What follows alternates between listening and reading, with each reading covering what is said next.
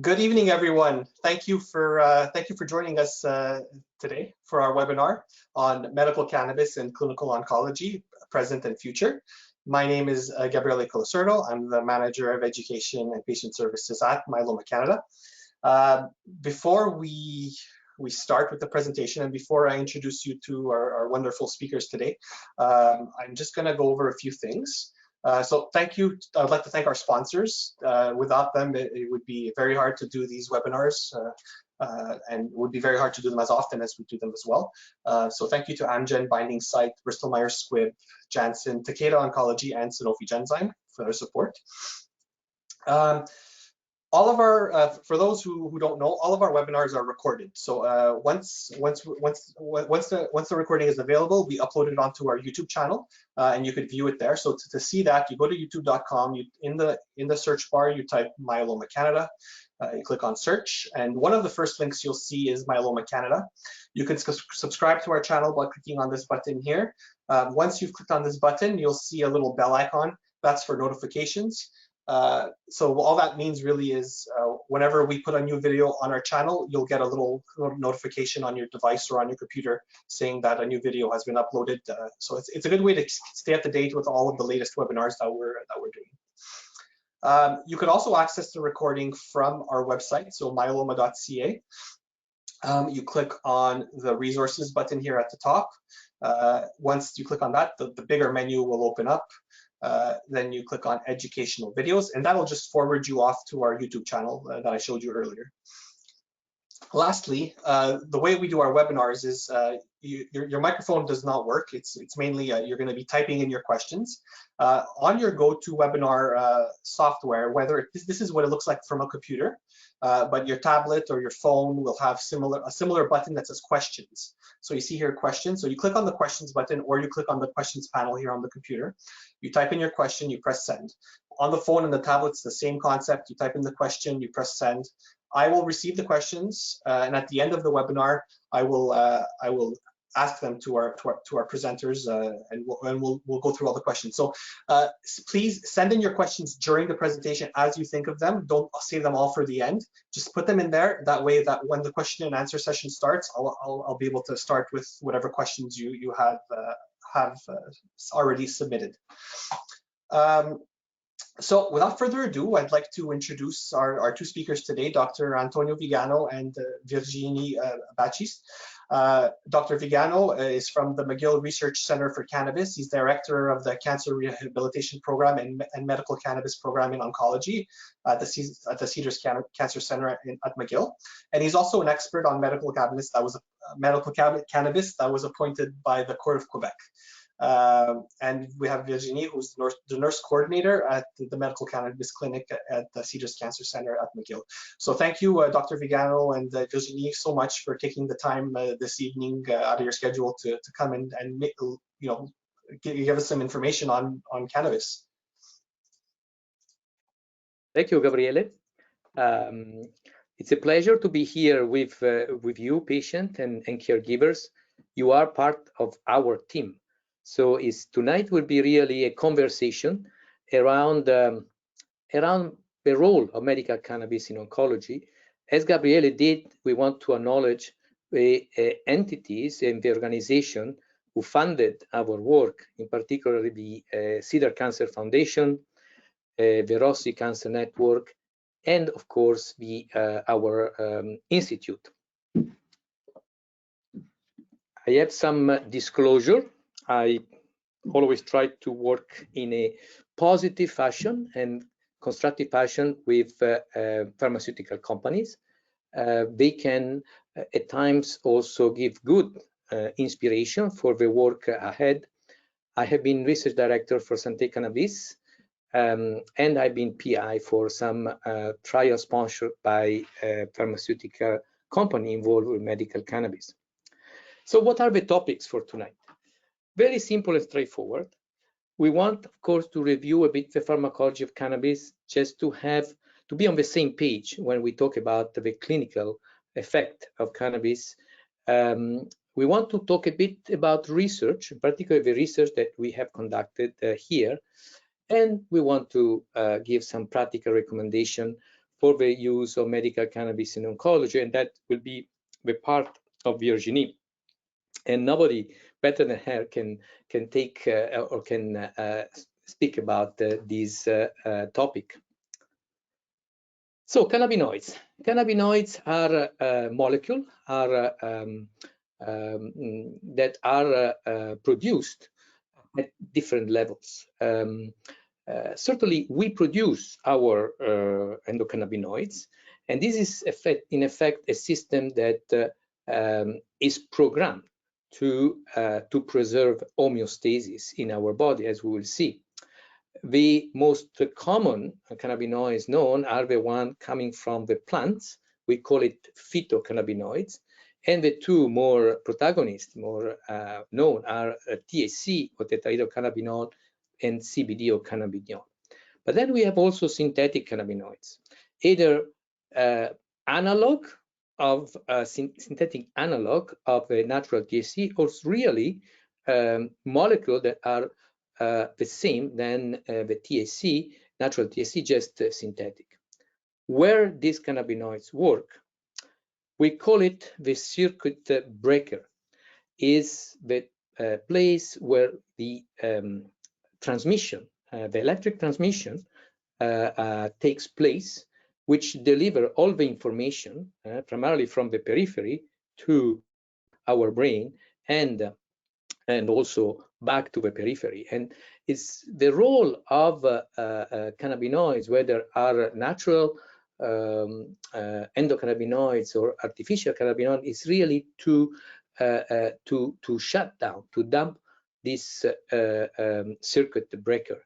And this for the function of maintaining what we call an homeostasis. But it's very important to understand that where the effect of cannabinoids takes place is where there are receptors for these cannabinoids. And this receptor can be primarily in our brain or central nervous system as a CB1, cannabinoid receptor 1, or can be at the periphery, primarily in organs or immune cells, like for the CB2. So where is the receptor? There is the effect of cannabinoids. Overall, as we mentioned, the endocannabinoid system is a multi-system regulatory system to maintain homeostasis, which means balance or equilibrium. And this can happen for many physiological functions, nociception, which is the generation of pain and transmission of pain and reception of pain. Neuroprotection, when we talk about, for instance, disease like epilepsies. Inflammation, and we know how inflammation is important in all kinds of diseases, primarily cancer. Memory, sleep, mood, anxiety, appetite. So in all these systems, when there is a surcharge that we could call stress, then the mechanism to reduce this surcharge, re-establish a well functioning of all this system is really mediated by the endocannabinoid system. Now, we know that the two primary cannabinoids are THC, as we said, and THC is the most common one. It's the one that has psychoactive effect, and that is known for its analgesic, antiemetic, meaning anti-nausea, antispasmodic. So, for instance, release cramps, abdominal cramps, as an anti-inflammatory function, although the anti-inflammatory aspect at times is more known for the CBD that we'll see, has a sedative effect, can stimulate appetite, and has an anti-anxiety effect or anxiolytic. Here is called biphasic because it depends also not just from the type of cannabinoid, but also for the dose of cannabinoids, the effect that will establish. Meaning in this case, small dose of THC will help with relaxation, sedation, but higher dose will in fact do the opposite and provide all kinds of side effects that we will see. The CBD, again, has the main difference is between CBD and THC that the CBD does not have psychoactive negative effect, so it's not intoxicating, still has some psychoactivity. It is useful to buffer the effect of a THC and has been used as an antiepileptic medication, particularly in children, anti-inflammatory, analgesic, anxiolytic, and antipsychotic. So why we are mentioning these two cannabinoids? Because it's the way in which all the medical cannabis products are classified. So are classified based on the ratio between THC and CBD. So we'll have, like in this case, THC-rich product. Okay, you see 18% as compared to less than 1% of CBD. We'll have balanced product that more or less, or actually this would be a CBD-rich product where we have a little bit of THC and primarily CBD. And then we have balanced product where we have more or less 50-50.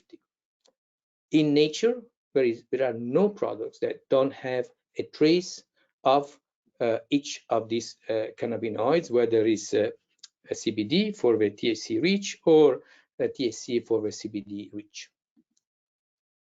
But the effect that we are achieving, the clinical effect that we are achieving through medical cannabis does not relate just on the presence of CBD and THC, but as you can see, it relates on the presence of all other substances, whether are phytocannabinoids.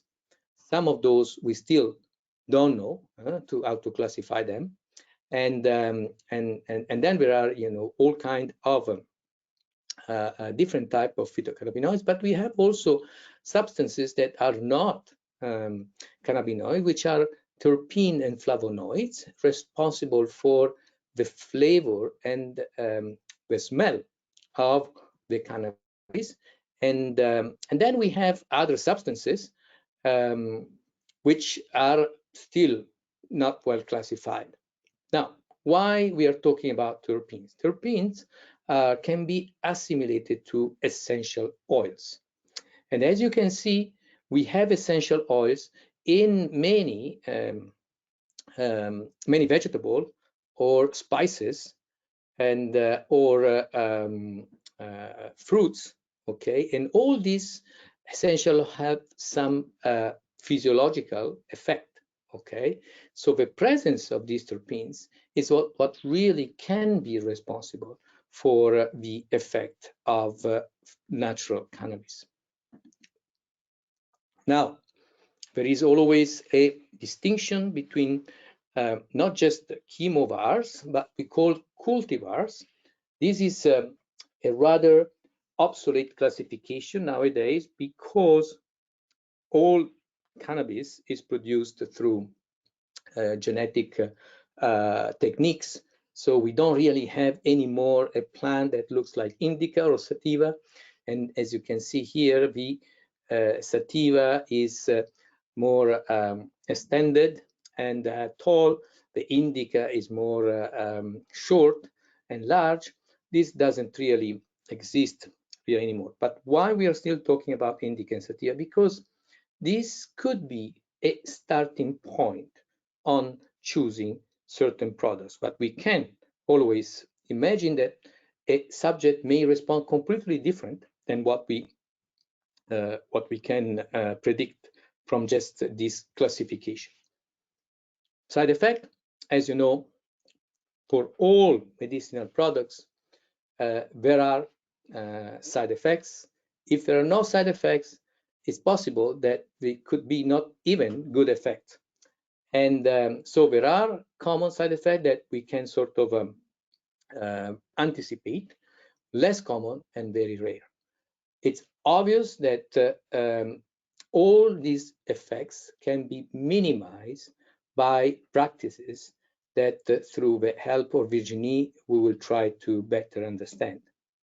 And it's also obvious that most of these side effects are really associated with THC rather than CBD. But even CBD may have some side effect that we need to anticipate, prevent, and minimize. Now, very important to talk about the possibility of drug-drug interaction. I like to say that there are two types of interaction. One is a pharmacokinetic interaction, which is really in what the body does to the drug, okay? And there is a pharmacodynamic component, which is really what the drug does to the body. So at these two levels, we can have interaction. For instance, for clobazam, we have a pharmacokinetic interaction in which the CBD in particular slows down the metabolization, the processing, the breaking down of this potent antiepileptic medication. So if we administer CBD along with this antiepileptic medication, we will see coming side effects from not really CBD, but rather the antiepileptic medication, and now becomes more bioavailable. That means more concentrated than expected because of this effect of a CBD. So that is very important in this case to monitor those levels in patients that are taking or could be taking a CBD product. Another form of interaction is what we call pharmacodynamic. And this is very important because we have seen a first clear, at least so far, felt to be one important contraindication is immunotherapy and cannabinoids. So the fact that these patients are taking cannabis while immunotherapy can really have a negative effect on the outcomes of immunotherapy. A decreased time to tumor progression, so a faster possible tumor recurrence or progression, a decrease overall survival, and as well some positive effect, as we normally see with cannabis, some decrease in immune-related adverse events. However, for some patients, it's very, very important to maintain these options as an option that is very significant for the success of a line of cancer treatment. So very important, patients who are going for immunotherapy, it is better if they stop or they don't start medical cannabis treatment for what we know thus far. So some research that we do, I just wanted to mention this cannabis pilot project because I think is an example of integration of medical cannabis in oncological care. We set up a clinic inside the MUSC, McGill University Health Centre, where we could see patients for starting and monitoring medical cannabis treatment. And we look at the first 65 patients as a pilot phase of this project. With Virginie and I, we worked 2 days, me 2.5 days, Virginie 2 days, and we were seeing about 4 to 5 patients each clinic. Very important, the mechanism in which we wanted medical cannabis not to be an alternative to the good supportive and palliative care, but rather an integration of good supportive and palliative care when supportive and palliative care was not able to achieve a good quality of life in our patient. So here a mechanism for referral to this patient. These patients were assessed first for potential palliative care and supportive care, traditional intervention, and then when that were not satisfactory, then there were criteria for medical cannabis treatment, and these patients were then were scheduled at that time, it was mandatory to conduct a research protocol for patient starting medical cannabis. So we had this project that I will show also later on, Quebec Cannabis Registry, with the consent of a patient. Then we had a collection of information, and then we had standardized assessment, a treatment plan proposed, and the patient followed through on a monthly basis, essentially. And what the advantage during this pilot project were is that before the pilot, essentially, medical cannabis was outside the hospital. Patients were seen in private clinic, and nobody knew inside the hospital what was going on with this patient in regards to cannabis. During the pilot phase, we were very keen in having patient referred within a clinic, within the hospital, the medical records being part of the hospital medical records, with then an internal medical oversight, and also a program for development of knowledge among all healthcare professionals, nurses, physicians, carers of the patients. This is a bit some demographics. What I would like to point maybe the attention is these patients were fully in an oncological mode. They were not in a end-of-life care. We're not sort of in palliative care. So most patients were still receiving active treatment. These patients have not just one symptom, but a primary symptom, as you can see, pain being the most important, and at least two or more in almost 70% of the patients. So important to consider medical cannabis also a treatment to take care of many other symptoms that would be difficult to address with just normal prescription. The type of secondary symptoms were either psychological or physical, and you can see the percentages. And these were what we did for these patients. Very important to say that we used in 50% just natural products, but in 50% we use also nabilon, okay, for instance, in combination with the phytocannabinoids. And nabilon is very advantageous, as you will see, because it's available in pharmacies. And we use primarily CBD product or CBD-rich products, okay, and and then THC-rich, blended or a combination of them. So this is also important that at least almost 50% of a patient could just be treated with CBD-rich products. And also here important, sometimes we wonder, should patients smoke? Should patients use traditional ways of using cannabis, which obviously are more recreational?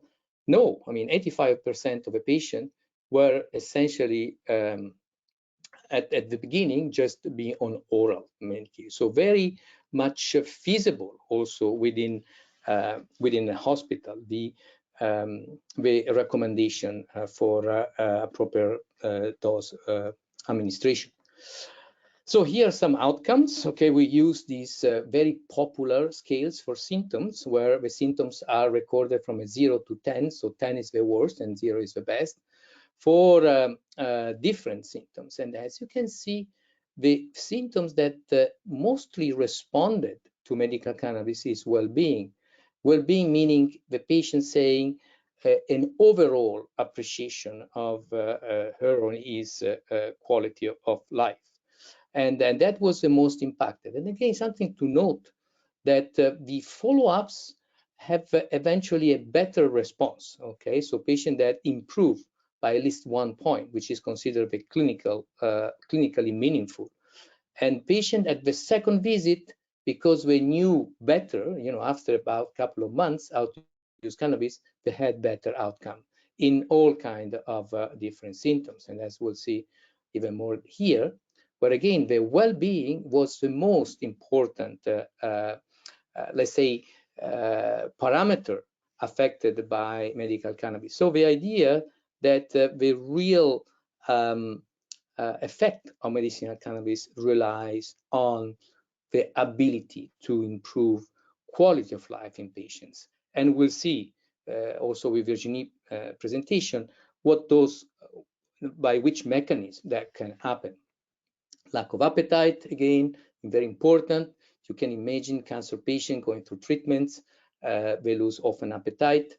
This was helpful. And drowsiness, tiredness, those are also very important symptoms in cancer patients where medicinal cannabis can help, and we don't really have a specific management in prescription. Pain, again, very important.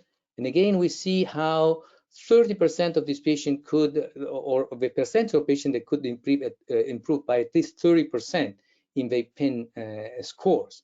And you see again at the second follow-up a better outcome in general because patients were more familiar and were able to use more appropriately cannabis. And here you can see as well, you know, the improvements over time, and in this case, particularly for the worst pain. Very important appreciation also the consumption of other medication. Patient will always ask for cannabis to perhaps stop the other medication for pain or for other symptoms. Our approach is not really to stop those medications necessarily, but definitely to potentially decrease their dose. And you can see here that there has been always a decrease from baseline to the first follow-up, baseline to the second follow-up, and baseline to the third follow-up, where we see the best outcome. So the possibility for this patient to decrease the what we call the medication burden. As I mentioned before, very important study, province-wide pharmacovigilance study, prospectively recruited the patients, first on its kind, that was completed between 2015 and 2019, which looked at the impact of cannabis on a series of patient-related outcomes. And in this study, we had a part of these patients that were cancer patients.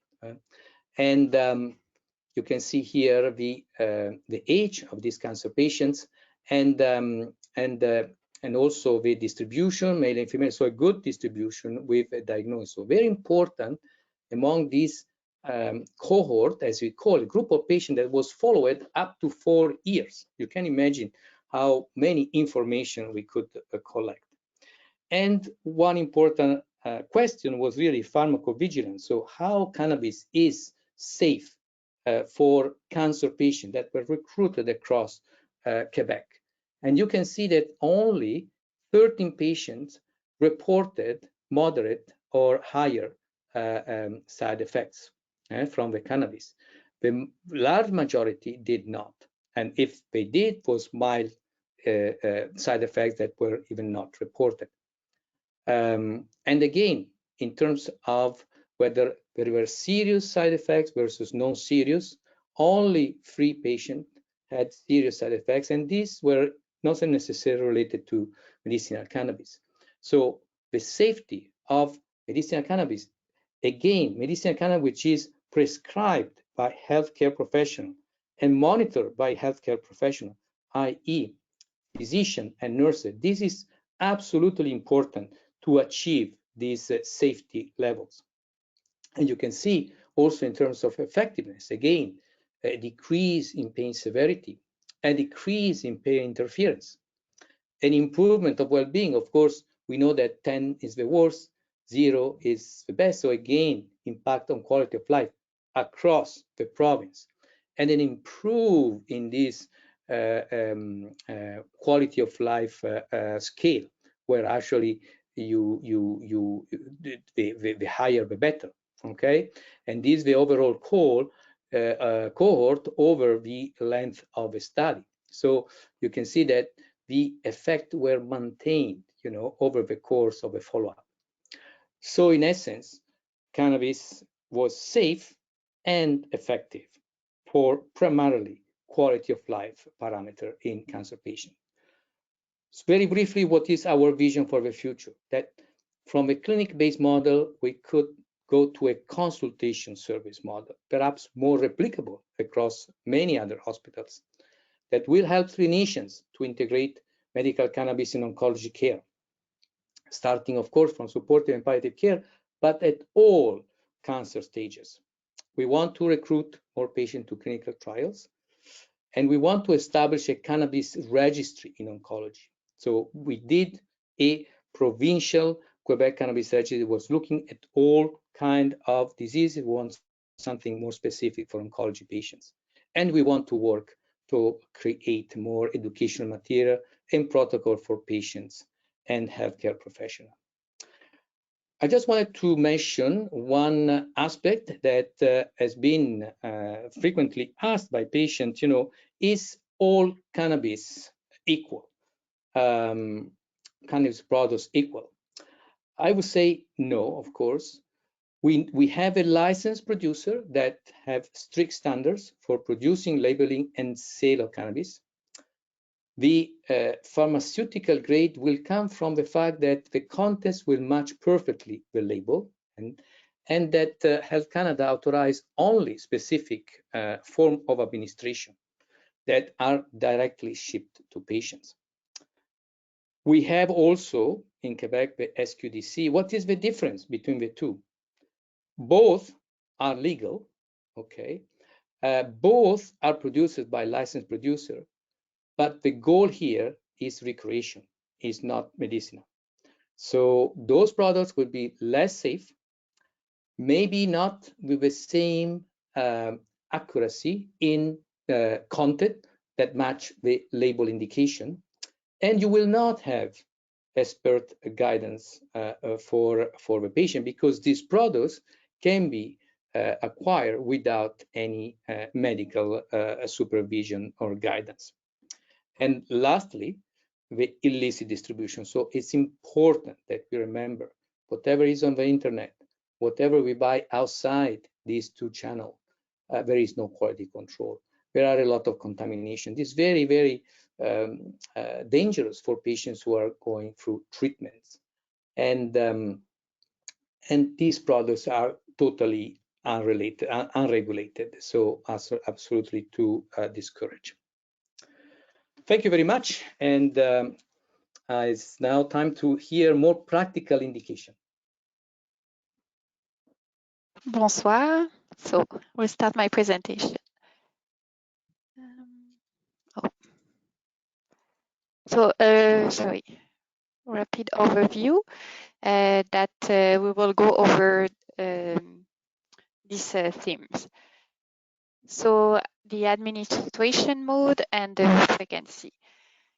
So in the legal cannabis, and we that the one that is controlled by Health Canada, the producer that have a license from Health Canada, we find cannabis oil that can be either like in a bottle of oil with a dropper or a syringe, a cannabis capsule that is a definite dose of cannabis oil, cannabis oral spray, dried cannabis to inhale the flowers, and topical products. So creams are available, suppositories in the licensed producer that we know not yet, but it's possible to be done by patients themselves.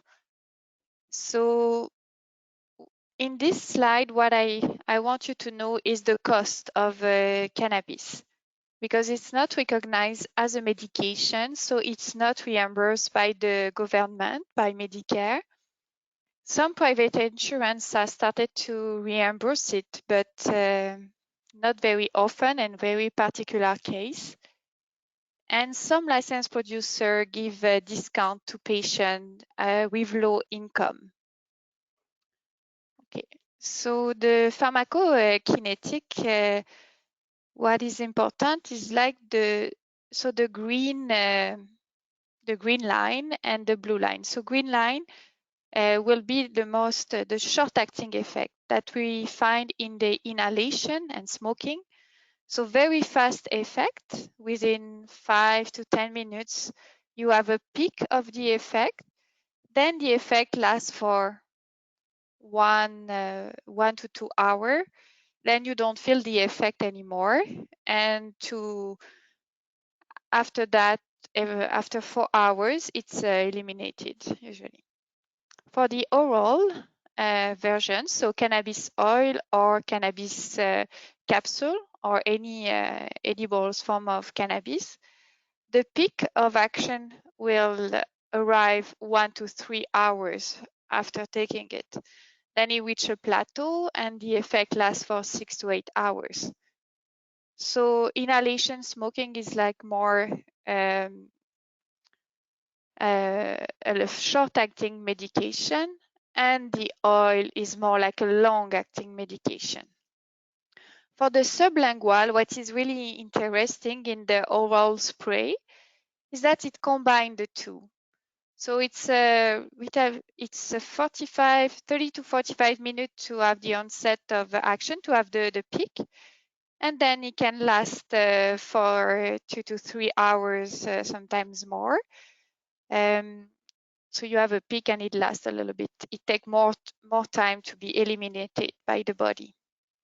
The rectal mode is a good, it's like the oral, and there's a local effect too with the sublingual formula too. If you have, pain in the mouth, you can have a local effect as well.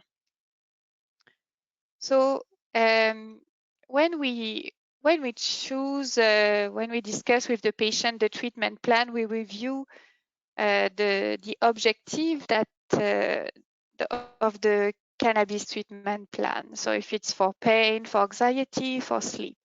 And we review when is the symptom present, how long does it last. And like this, we can choose if we decide to administer it either once to 2 to 3 times per day. And we adjust. It's very personalized treatment. Then the precaution. So what will influence the sensitivity to the cannabinoids is that you're naive to cannabis. So you never tried it, so we need to be precautious. If you tried it in the past, so you said, oh, I have smoked a joint when I was 14 years old and I had a paranoia, I didn't felt well. So that will take it as a consideration of really sensitivity to the cannabis. So the age too will influence the sensitivity. If you say that in general, I'm very sensitive to medication, I take Tylenol and I have side effects. When you take a lot of medication, so opioids, antidepressant, anxiolytic, this can interact together. So hepatic and renal dysfunction, we will just check that, and other precaution that can be when we do the interview that can come. So maximum dose very quickly, because in the study that you will see that THC, it's at much lower dose than CBD, can have been administered in a very big dose without side effect. So titration, this is the most important thing. So why we choose to titrate? Because our endocannabinoid system, when it's exposed to the same dose of cannabinoid for a long period of time, it will adjust, it will adapt. It's useful to the titration to reduce the side effect. So we always apply this strategy to start low, go up slow, and we stay at the lowest dose possible. So at the beginning of the treatment, you might feel any effect, any benefit, any side effect, and it's normal. We are building a little bit the tolerance and to try to find the lowest dose possible to help relieve your symptom. So to the pharmaceutical products, Nabilon and Nabiximol, or Sesamet and Sativex. So Sativex and Nabiximol, it's reimbursed by only private insurance. It's a big cost, and it's an extract of the plant. So it's an extract of THC and CBD. It is used and approved for pain in multiple sclerosis and in pain related to advanced cancer. So we start at the lowest dose is 1 spray, then slowly you increase the spray. We will see the protocol with the natural cannabis as well. For Nabilon, so different capsule available. 0.25 is only reimbursed by private insurance. 0.5 milligram is reimbursed by the government. Usually we want to start at the lowest dose possible. So we can start with a syrup that is a dilution. And then in each milliliters of the syrup, you will have 0.1 milligram of Nabilon.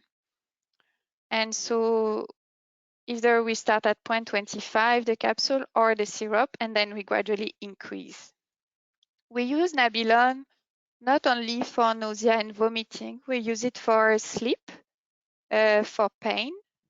So that's it. But usually we use it at night because it has a sort of indica effect, so very relaxing. Usually it's a very good medication for sleep. Inhale dried cannabis, so from the flower. So this is a formula that we use less often because in health, you know, with the lung, for any product that is inhaled can have damage to the lung. So usually what we recommend will be a vaporizer that is heating the cannabis, not burning it. So usually we will say you start with 1 inhalation, then you take a pause, you know, you wait for the peak, so 10, 15 minutes. And you see, do you feel better with your pain? So usually it will be for a breakthrough type of symptom. So pain, stimulate the appetite, having an increase of anxiety, for example. Then when you add some puff and to say, oh, to increase my appetite, with a 3 inhalation is good before meals. And when I have pain, 4 inhalation. Okay? You find the right inhalation for you. If you go up to 10 inhalation and you have no benefit, we need to change the type of cannabis. To reduce the side effect too, so we try to, you start the 1 inhalation and you slowly increase, and we try to stay at a low need of inhalation. You should not hold your breath when you inhale the cannabis. It will not help in any kind. And if you have side effect, undesirable effect, sometimes we can add the CBD that will counterbalance the effect of the THC. So when you said, I said, you know, 3 is good for my appetite. So you can repeat it before each meal, or when you have pain 4 times, I have pain, I know that I will have pain in the morning or before bedtime, so you can repeat directly. And if you have to take it regularly, the inhalation, if you have to take it every 4 hours to manage your pain, for example, is not the best action. We can prevent the symptom of happening by having a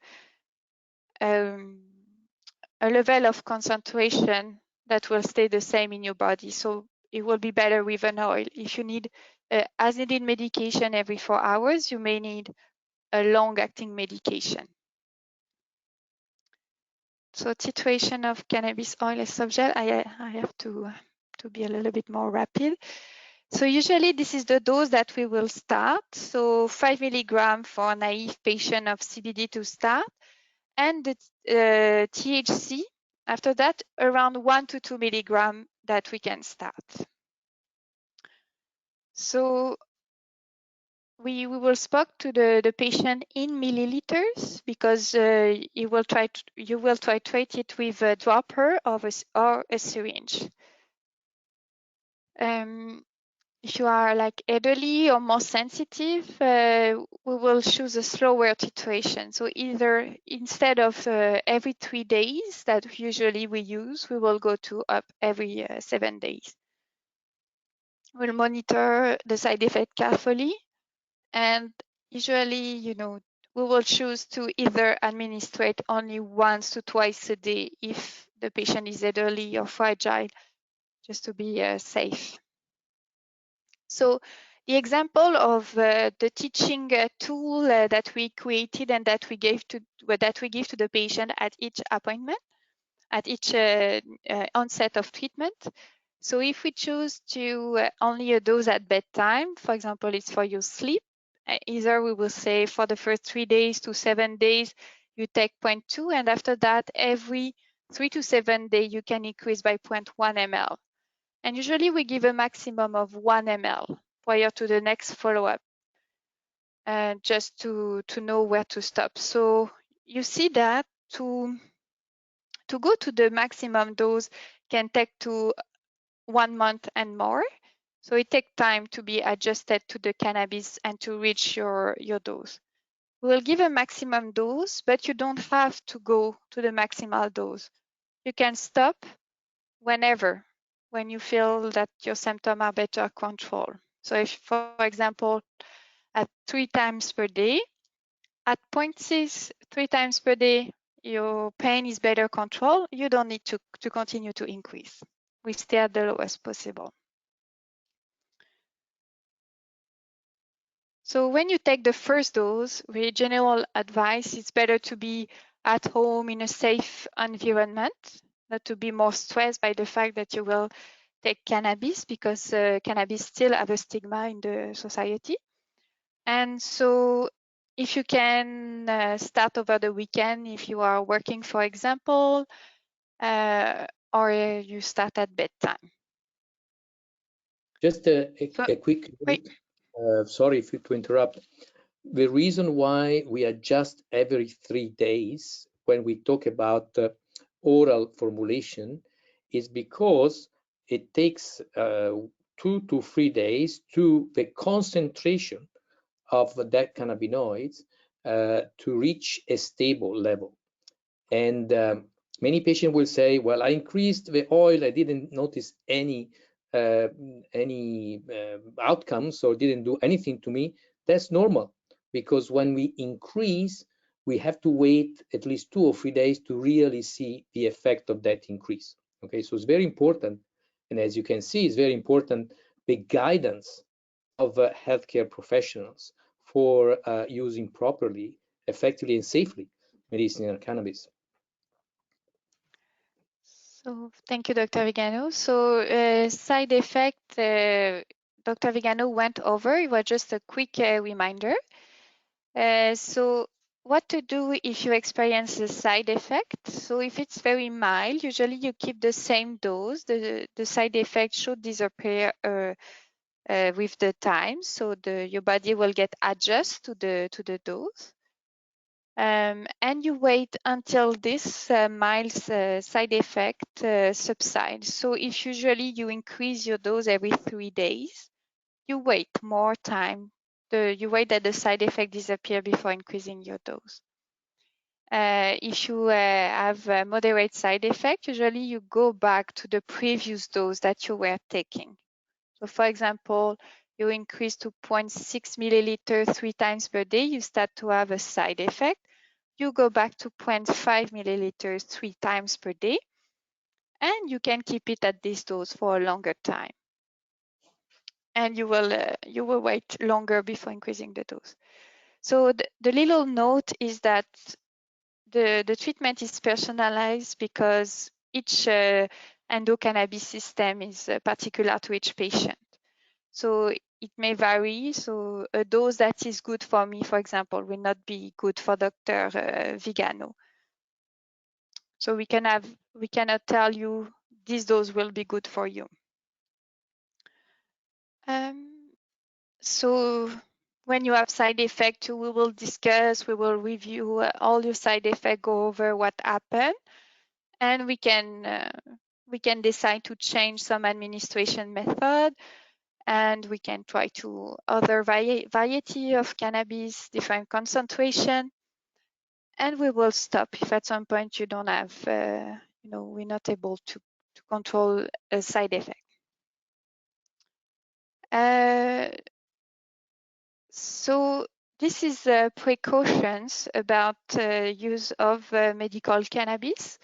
So contraindication will be that only if you have an unstable, uncontrolled heart disease, especially you had a recent MI, it's really not, you cannot take any THC because it can cause tachycardia, hypotension, orthostatic hypotension, and things like that.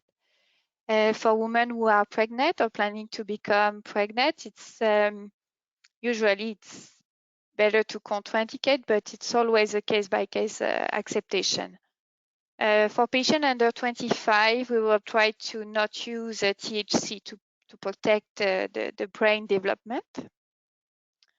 Severe hepatic dysfunction, because the cannabis is metabolized through the liver. So if the liver doesn't work properly, you will not eliminate the cannabis well. For renal dysfunction is that some component of the cannabis will be excreted by the kidney. So it's just that we make sure we check your last blood test prior to start the treatment. History of addiction, we will have very precaution. For a severe lung disease, to not use inhaled cannabis, it's better. For the history of psychosis and schizophrenia, we need to be very precautious on the THC. And allergy to cannabis, it's a contraindication to use cannabis. So usually, quickly, where we start, we use THC for effect of the emotional dissociation, so depersonalization of the suffering. You can, it will help the patient for that, for psychological trauma too, pain, nausea. So Dr. Vigano went over that as well. THC, CBD, the combination. So with polypharmacy, chronic pain is a good combo. And for a patient, if we have less time to titrate, this is a good duo to start. And the CBD, so it's a safe choice. So we review your objective with you. We review all your medical history, your last blood test, your last images. We help you to be compliant to the treatment, especially for patients that were using before cannabis. We discuss that, and we try to find a contract. And we choose the cannabis to, if you are working, driving during the day, we will give you, we'll try to help you as the best and to continue your activities. Then we will ensure that we will not tolerate that the use of recreational, so from the street or for the SQDC, cannabis will be tolerated. So only the medical cannabis. So it's not an approved pharmaceutical treatment, that the patient understand the objectives, that the cannabis is used as a complementary treatment, so not an alternative to the conventional treatment. The patient needs to agree to stay in contact and to disclose all the side effects. And we will continuously review your objectives of the treatment because it may change over time. So after all this appointment, after we review everything for your case, and we set up the treatment plan as a team. The nurse will review very practical effect, so how to take your cannabis, how to use the bottle of cannabis, the general info on cannabis, how to register you with a licensed producer, how to order via internet or by telephone. Usually the delay, so it may take 1 to 2 weeks for the producer to upload your file. So then the possession that you can have will depend on your prescription, of your allowance of cannabis, I will say. So you cannot travel abroad with natural cannabis, only within Canada. What to do in case of side effect, and we give a phone number and an email to the patient to stay in contact with us. And the teaching material is a bit of the table that I showed you earlier. So I think we can maybe stop there, or I continue, Dr. Vigano, because it's only 4 minutes left. I think, yeah, I think that you can maybe quickly going over the last two slides, because I think it's important, the concept of tolerance as compared to being dependent. Right. Okay. So the body will adjust to a substance when it's constantly administered. So with cannabis, the degradation of the cannabis will go faster. To be stimulate the receptor of cannabis, we'll need a higher dose, and it will be less receptors. So during the prolonged consumption of cannabis, the nervous system adapt to this new condition. So, but some studies shows that at low doses and for therapeutic indication, the phenomenon of tolerance develop very little. Doesn't work. Okay. Dependence. So in the medical setting, the dependence is low even after prolonged exposure to the medical cannabis. So the withdrawal symptoms, you cannot die from a withdrawal from a cannabis, not as alcohol, for example, and you cannot reach a dose. It's not reported yet a dose that was lethal of cannabis, for example. So the withdrawal symptom will be irritability, night sweat, sweating, sleep disorder, and when you stop completely, it can last few days to maximum 2 weeks. But in a medical use, we withdraw. We explain to the patient when we decide to stop very slowly, and each time we will assess the level of dependence. So at the first assessment, we'll quote the risk of dependence to the patient. And if it's moderate to high, we will limit the THC to not have this dependence. And we will choose to long-acting formulation to not have a fast reward for the brain. And usually when it's used in a controlled fashion, in a medical fashion, and following by a nurse and a physician, the risk of dependence is low. So thank you very much. And so we will take the question.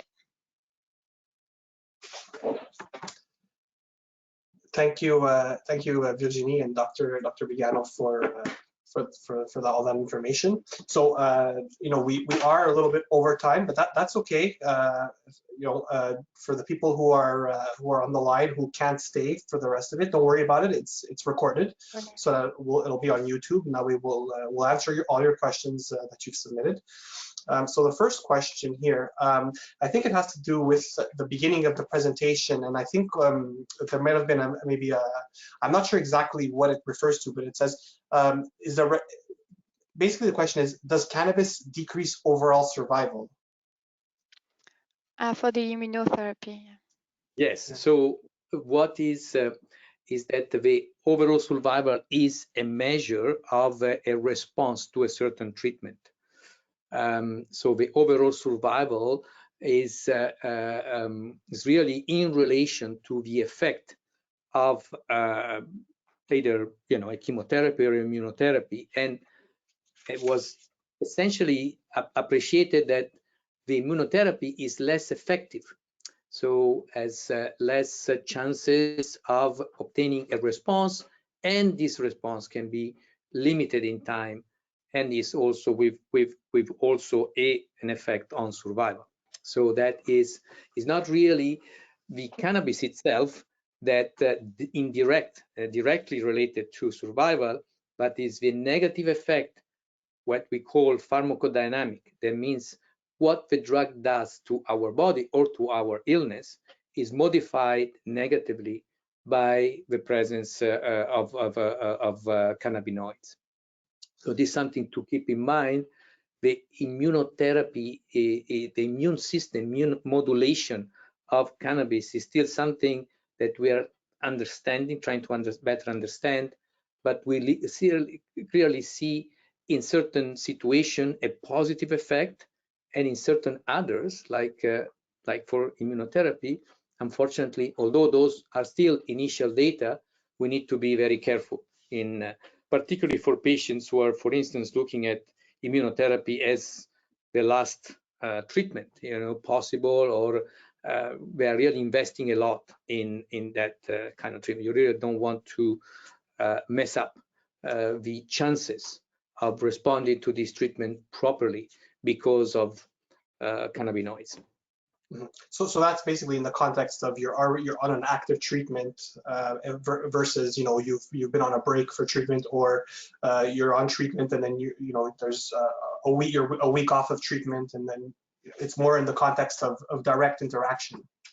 Yes. Yes. Okay. Thank you. Next, basically all myeloma patients have a regimen that includes a steroid called dexamethasone or prednisone.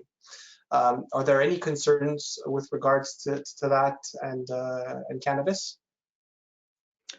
No, it's obviously the effect that cannabis can achieve is a modulation of inflammation as well. So there might be actually advantages of coexisting use of cannabinoids. We know that steroids has also other effects, like a psychoactive effect that could be potentially buffered by medication like CBD that has like this antipsychotic effect or neuromodulatory effect in a protection type of situation. So absolutely, I mean, it's not at all a bad combination. It could reduce, for instance, that withdrawal effect that you may have with corticosteroids that are given, for instance, at high doses and then stopped, and then given again, in certain cycles for myeloma treatment. The coexistence of cannabis could reduce these high and lows, could sort of bring them to a more stable conditions. So this obviously, this is more anecdotal because we don't have studies to prove this, but is a common experience, and that we verify with our patients, and so that could be. I don't know, Virginie, if you want to add anything. No, it's perfect. Awesome, thank you very much. So we had mentioned a few times about hepatic and renal issues. So people who, for example, have high liver enzymes or have low kidney function. So is medical cannabis necessarily contraindicated in them, or is it a case-by-case basis? Virginie, you can go ahead. So it's depending on how usually the liver functions. So we will check all the liver enzyme in your last blood test. So if the bilirubin is very high, we might decide to not start or use cannabis, but otherwise we will choose to administer it either only once a day, for example. We will make in consideration that your liver is working less well, so that you will accumulate a bit. So we will give you more time to eliminate it. And with the kidney function, we just take in how do you say, in context. But it's only some metabolite that will be eliminated by the kidney. So usually we can go, we have more, we can use more higher doses and maybe more frequent dose. So basically, it's the liver is more important than the kidney issues. Absolutely, absolutely. You know, it's just that actually medical cannabis is tolerated in very well in patients on dialysis and end-stage renal failure, but is again the concept that there are still some breakdown products that needs to be eliminated by the kidneys. There's still coexistence of other medication that also can stays longer in the system. So it's a word of caution. So we be, you know, whether a very bad liver function will be a contraindication, a very bad renal function will be just a precaution in the use of cannabis. And primarily in the dose, as we say, our approach, start low, go up slow, and keep low, is really a protection also in this situation where we really don't know whether it might be an excessive reaction or some excessive side effects. So really starting low will allow us to verify that. Again, we need to do it in coordination with the medical team. And that is why it's so important, again, that patient, in coordination with the oncology team. So it's so important that patient understand that medicinal cannabis needs supervision by health professionals. And you can see how complex it is to find the proper treatment, and it's not as simple as going to the SQDC and try this product or other product. Yeah, that makes total sense. Thank you. The next one is more of a little bit of a clarification, because we did, on the first question, we did mention immunotherapy, but immunotherapy is a pretty broad term. So when we say immunotherapy, what exactly do we mean? Do we mean immunomodulatory agents, you know, such as, you know, some monoclonal antibodies? Can that have an effect? So maybe if you could just expand a little bit on immunotherapy and cannabis. Yes, there is a specific definition that now sort of escaped me, but for instance, nivolumab, for instance, has been one of categories of immunotherapy agents. Of course, we need to distinguish targeted treatments from immunotherapy treatments. Okay, so that target treatments, for the targeted treatments, we need still to check for drug-drug interaction, meaning the pharmacokinetic of either cannabis or the targeted agent can be modified while they are administered together. And to be honest, the only way to do it is really to check for each of these compounds. It's very difficult to know, to remember, you know, or to, and it is nowadays, you know, tetrahydrocannabinol and cannabidiol are considered together, and you can check together what would be the interaction with targeted treatment, for instance. Again, for the immunotherapy, I think it was primarily in the category where nivolumab belongs to, that was found to be counterproductive. But again, I would still be cautious when we are looking at treatment that have the same effect, the same potential impact on the immune system. You know, a word of caution to use, you know, the cannabis at the same time. The best thing, in my opinion, is always to be very open with the oncologist, not to go for a fishing expedition, okay, not to go to SQDC and say, well, I will try it because it's just CBD. It's not like that. And certainly SQDC is better than the street market, but again, even quality products like the one that you have at the SQDC are not precise as medical grade product. So there is differences there as well.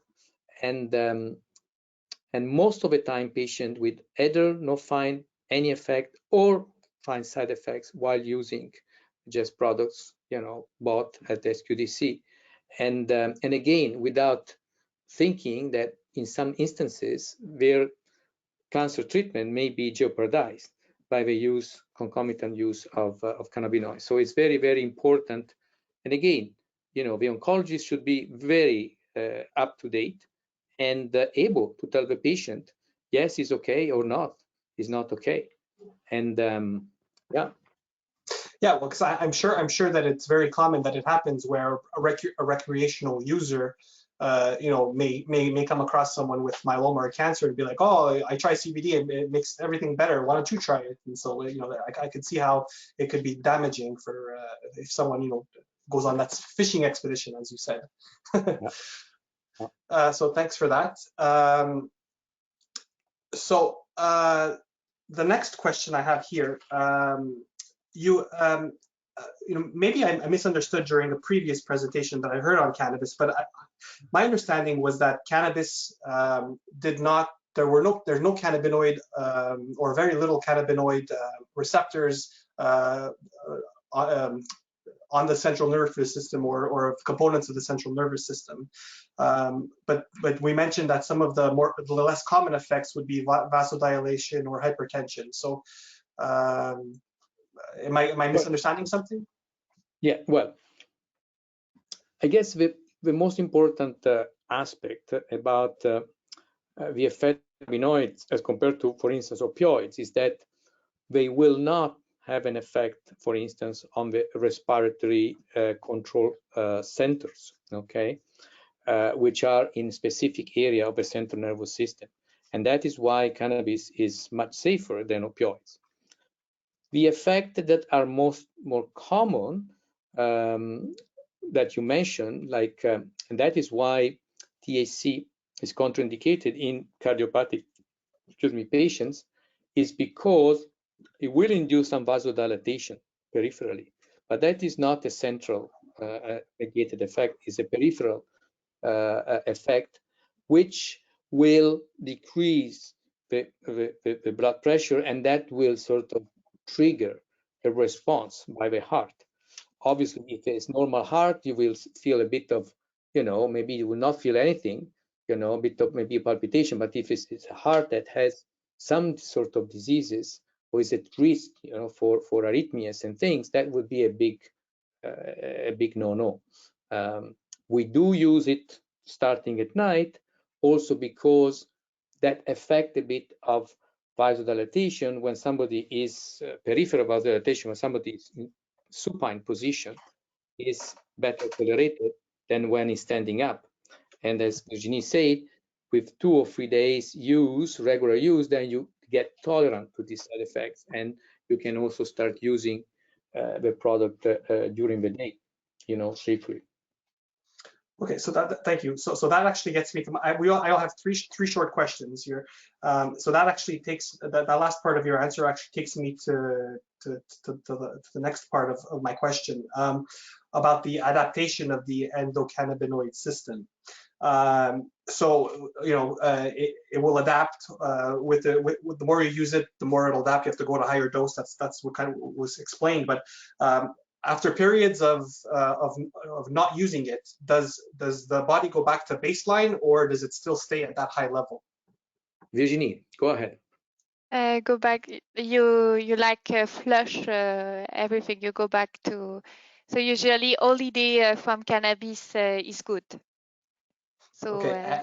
yeah. So you flush it out, and does it take a certain amount of time? Is there like a half-life, or? Generally, Within. Go ahead. I don't know, generally a week. A week is already enough, you know, to completely off treatment. Obviously, what we suggest is, for instance, for people that were traveling, now travel is not an issue anymore, but before it was. So we were, you know, advising patients to gradually decrease. Again, because there are two types of dependence. One is more bodily or physical dependence, and the other one is more psychological, and we call it more addiction than dependence. Okay, so for relieving the physical dependence, it's just a matter of doing things gradually, and we have a protocol to do that. And of course, if you don't do that, then the body will sort of react, because say, well, you give me a molecule all this time, it was a good molecule, now you're taking it away from me. I mean, you know, there is a reaction, right? We call it withdrawal, but this is a physical withdrawal. So there will be, you know, a bit of agitation, a bit of sweating, you know, palpitation. So all the mechanisms that were sort of being in homeostasis somehow now become off homeostasis, off equilibrium. But this is simply dealt with, you know, a gradual tapering off. The true psychological addiction, that is different. That is where we need to be very careful, you know, for patients who have already had addiction in the past. THC is definitely something that could also lead to an addiction or dependence, psychological dependence. But again, in this patient population, we will do what we call harm reduction, you know, in patients that have been addicted in the past, to limit the, you know, as much as possible the use of THC by itself. So we'll always combine it with CBD in order to have a synergistic effect and also a better control of this kind of craving, you know, for an addictive, potential addictive molecule like THC.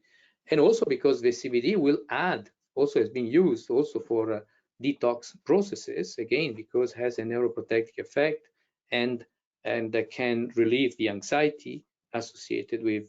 So these are two situations that, again, needs to be recognized, whether, you know, there is a propensity, you know, of becoming addicted, and how to limit the possibility of increasing the harm. So we want rather to reduce the harm. We say harm reduction in this patient population. Great. And Thank you. for the tolerance, I just want to add, you know, you said I need to increase the dose. We have some patients that stay at low dose for years that we are following. So it's really in a controlled environment when you take the lowest dose possible and for your symptom, to relieve your symptom, this can not lead to a high tolerance to the product. Great, thank you. That's good. That's good to know. So a question just came in about, and I know we had discussed this a little bit before. So maybe the question had to do with a drug that's used for myeloma, lenalidomide or Revlimid, and any contraindications with concerns to metabolism of the CYP450 system. Yes, it's obviously a system that is involved in both medication. What I did is I just use my my up-to-date software or database to see if there was any interaction, and I didn't find any. Now, that means that there could be theoretically an interaction, but this is not clinically relevant. So for instance, I mean, if you take mouses or rats, you know, you put the two medication and you see certain effects, okay, or you don't see certain effects, that doesn't mean that that is going to be replicated in humans, because depends also from the dose that these products are used. Obviously, if you use high doses of both, you may start to be a bit, concerned, but again, it's always important to check with all the software that we have, and to what I could check in my hospital-based software, couldn't find really any, even though they are metabolized. But again, always check, because the type of interaction may be very different. Some medication may be, for instance, like clobazam, okay, is the metabolism, the breakdown is slowed by the presence of cannabidiol, okay? So that will have a different effect than other medication in which the cannabidiol actually is competing for the same mechanism of breakdown. So in essence, the medication may be metabolized faster than for instance, for clobazam. So you may have actually less medication available. So that could be another. So you could have subtherapeutic doses. So it's very complex, and the only thing to do is really for each medication check, and ask the oncology to check. Ask always, because I hope that the oncology will check it as I do. Awesome, thank you. So two short questions left. One person is asking about certain side effects that could happen with medical cannabis, and it's kind of counterintuitive, because we talk about it a lot about it relieving pain, but what about someone who reports that they have increased joint pain, pain such as rheumatism type of pain? Is that something that's commonly seen or seen in some patients? Yes. Yeah. Go ahead, Virginia. Yes, it's a symptom. So even in a cancer patient, and for example, breast cancer patient that will have anti-hormones, that will have this symptom, the joint pain, and we have some patients that have arthrosis, and cancer. And yes, it's a good use of cannabis, and usually CBD, because it will decrease the inflammation too. But the question was more, can it cause that pain to get worse instead of getting better? No, I it's never not. saw that. No. Never reported. Everything is possible, meaning nothing is because you can have paradoxical reaction, but that is why you need to start at very low doses. May not be effective right away, it may take some time, but that allows you to understand the safety and allows you to allow the body to adjust to that medication, preventing most of the side effects. That's fair, thank you. So the last question, it's a pretty simple question. Virginie, when you were presenting, you mentioned that not holding, when you inhale cannabis from a vaporizer, for example, not to hold the breath, to exhale right away. Can you just maybe expand on what the reason for that is? So the study shows that you don't have more effect if you hold your breath. And because you expose more your lung to the smoke, so you don't have to hold your breath for that. So it's better to have it out as soon as possible, because we don't get the therapeutic benefits and limit and minimize the harmful effects. Got it. Yes. So yeah, so with that, I don't have any more questions. So that's it. So thanks so much for taking the time. I think it was a very useful presentation. I think people are going to love this as they look at the recording and everything, and getting some good feedback as well. So thanks again for taking the time, and have yourself a wonderful evening. Likewise. Merci. Grazie. Merci. Bonne journée. Bye-bye. Bye.